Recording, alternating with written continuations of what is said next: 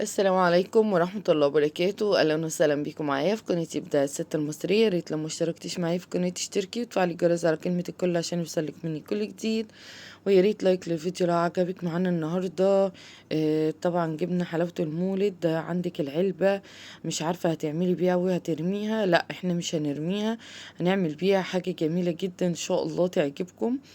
اول حاجة معايا انا عايزة اقص الغطاء بتاع العلبة ديت، مش عايزاه. وهبتدي ان انا عايزة العلبة كده. طيب الكرتونة دي لا انا مش هرميها، هبتدي ان انا اعمل بيها دعامات زيادة للعلبة بتاعتي علشان خاطر تديني قوة ومتانة اكتر للعلبة بتاعتي وتبقى قوية بزيادة يعني. هي اصلا الكرتونة قوية وحلوة، بس ايه دي حاجات دي برضو انا كده كده مش هرميها فهستعملها معاكم في الفكرة. اول حاجة بقى هجيب معايا مسدس الشمع، وهبتدي ان انا الاول اثبت الحاجات اللي هي ايه بتبقى فكة في العلبة كده. لا انا عايزاها ثابتة وقوية عشان تبقى الفكرة بتاعتنا جامدة اكتر.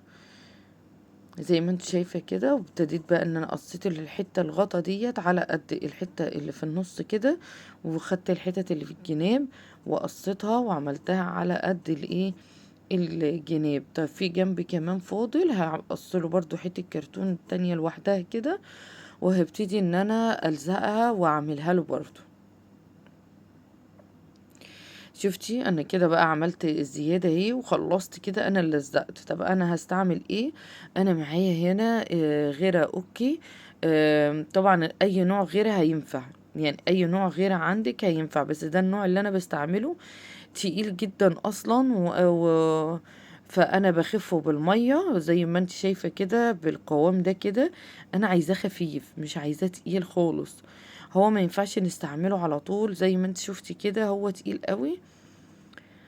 بعد ما خفيته بالمية ابتديت ان انا بقى اجيب العلبة بتاعتي، وابتديت ان احط غيرة الاول، طبقة غيرة على الجزء اللي انا هلزق فيه المناديل، وبعدين احط المناديل وبعدين اروح حاطة عليها طبقة غيرة كمان.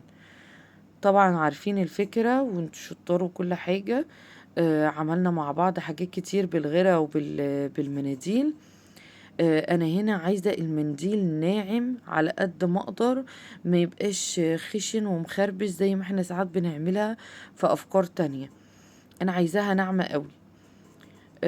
فعلشان اخليها ناعمة بصراحة انا بحب استعمل ايدي في الغيرة قوي.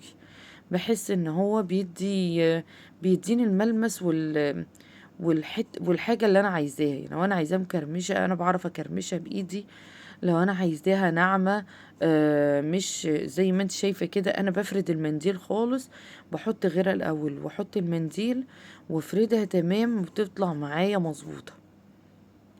طبعا انت بقى حابة هو كده كده بيتغسل سهل جدا ومن الايد، يعني اول ما بتحطيه تحت المية كده بيطلع على طول.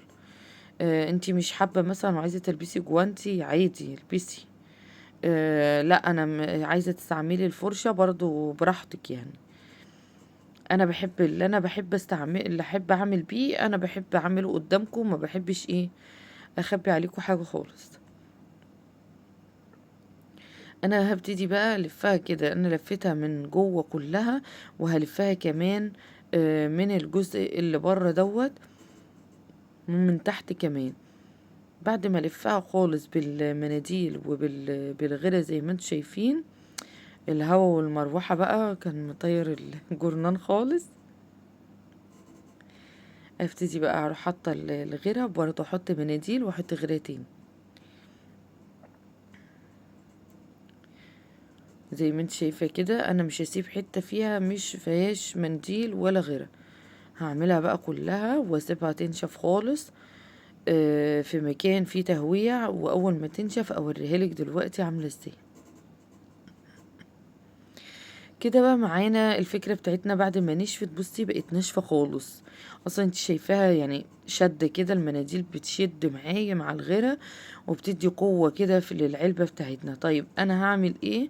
عندي دلوقتي في عندي الدهان ده انا استعملته معاكم قبل كده، هو دهان شبه اللاكيه كده شوية. طب لو هو مش عندك ممكن تجيبي لاكيه ابيض تبتدي تشتغلي بيه. طيب لو انت مش عايزة تدهني دهان وعندك سبراي مثلا، فممكن تدينيها، ترشيها مثلا سبراي سيلفر، ذهبي، آه، بني. تجيبي مثلا دهان بني مثلا وتدينيها بيها. بصي الدهان اللون اللي يعجبك ادهنيها بيه. انا كنت حابة ان انا ادهنها باللون الابيض، بيدي كده، بحس انه بيدي زهوة كده اكبر.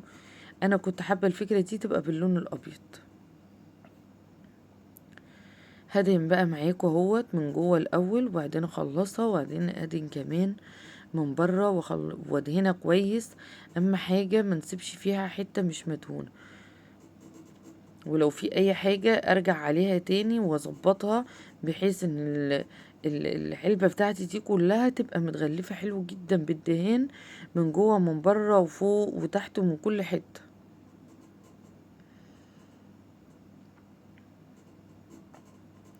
زي ما انتوا شايفين كده سهلة جدا. آه هخلص كده دلوقتي وهدهنها كمان، هسيبها بس تريح شوية، الدهان بس يمسك نفسه شوية، وابتدي ان انا ايه ادهنها من تحت كمان. هسيبها بس حبة عشان اما اجي اتحكم فيها، اجي ادهنها ما تبقاش الدهان من فوق او من الجناب وكده، ما يبقاش عمل يبقى طري لسه، لا يبقى مسك نفسه شوية. وبعدين اروح دهنة بقى ايه زي ما انت شايفة كده من تحت كمان، واسيبها تنشف خالص واوريها لك دلوقتي اهو. كده بقى هسيبها تنشف بقى، واول ما تنشف كده بقى العلبة بتاعتي معايا اهي بعد ما نشفت خالص وبقت تمام. عندي بقى هنا كمان معايا الورد المجفف ده يا جماعة. طبعا فاكرين الكيس ده انا جايباه بقالي كتير جدا، كنت جايباه من العتبة، كنت جايباه ب10 جنيه والله يا جماعة. بصوا يعني انا مش عارفة دلوقتي هلاقيه بكام. عملت معاكم بيه قبل كده، بس انا هبتدي بقى خلاص، انا الشوية اللي فاضلين عايزاهم، حطيتهم كده في الصندوق في العلبة بتاعتي من تحت. وجبت بقى ايه، رحت عند الراجل بتاع الازاز وقلت له عايزه قطعه ازاز على قد الحته العلبه بتاعتي دي من جوه، واديتها له قص حته ازاز على قدها بالظبط. فجبتها، وبعد ما حطيت الورد المجفف معايا، حطيت العلبه بتاعتي، حطيت الازازه بتاعتي، وبعدين هبتدي اجيب الشمع، وعندي الحبل دوت، هبتدي ان انا الفه عليها واثبت بيها الازازه بتاعتي عشان ما تفكش وما تقعش. يعني بدل ما الزقها بالشمع بس، لا انا هحط الخيط ده. طب لو انا ما عنديش الخيط دوت، ممكن تعمليه باي خيط عندك، صوف، خيش. يعني لو عندك خيط خيش ممكن تعملي بيها، خيط صوف مثلا لونه يبقى ماشي مع الفكرة بتاعتنا، هيبقى جميل جدا. تبتدي بقى ان انت تحطي الحبل دوت عليها داير ما يدور كده لحد ما خلصها خالص وقص زيادة. كده انا خلصتها معايا من جوه. وعندي بقى ايه الاسترس ده، شكله حلو جدا، وهيدي شكل جمالي كده حلو شوية. لو مش عندك عادي، هي العلبة كده كده من بره شكلها حلو، بس انتوا عارفين انا بحب ايه ادي كل حاجة كده حقها قوي يعني. كده بقى حطيت الاسترس دوت من بره، لفيته على العلبة بتاعتي من داير يعني في التربيعة كلها بتاعتها زي ما انت شايفة كده.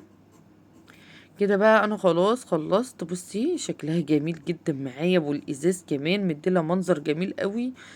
وتخيلي دي بقى انا لو بره انا هشتريها بكام؟ هشتريها غالية جدا. تقدري ان بقى ان انتي تستعمليها استعمالات كتيرة جدا.